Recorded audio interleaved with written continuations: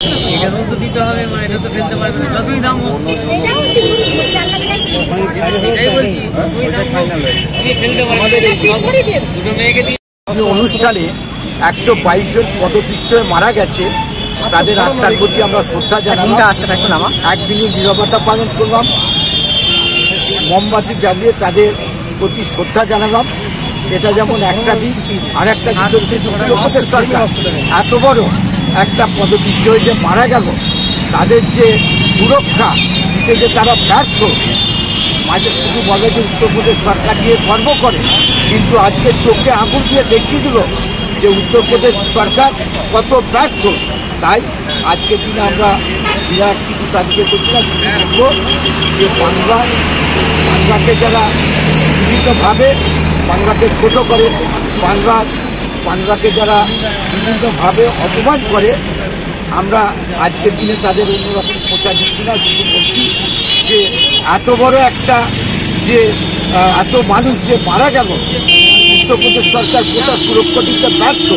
সেই তাদেরকে বলবো যে তারা যেন এই ধরনের হলে এইভাবে প্রশাসন যেন যথাযথ ব্যবস্থা নেয়। আজকের দিনটা কিভাবে পালন করলেন?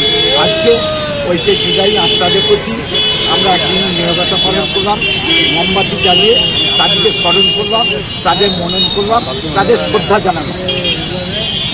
কে কে উপস্থিত ছিলেন?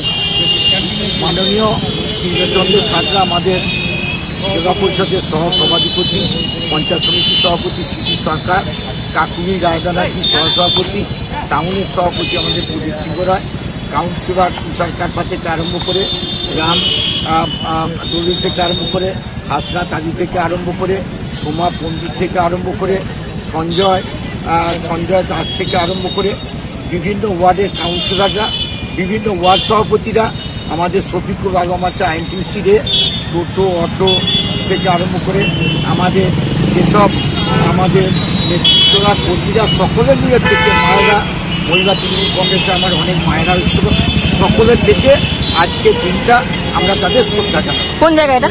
এটা হচ্ছে আরামবাগে নেতাজি স্কোয়ার, নেতাজির সামনে আমরা মোমবাতি জ্বালিয়ে শ্রদ্ধা জানাই। এটা তো দিতে হবে, মা এটা তো ফেলতে পারবে না, যতই দাম হোক। এটাই বলছি, যতই দাম হোক তুমি ফেলতে পারবে না। দুটো মেয়েকে দিয়ে সবাই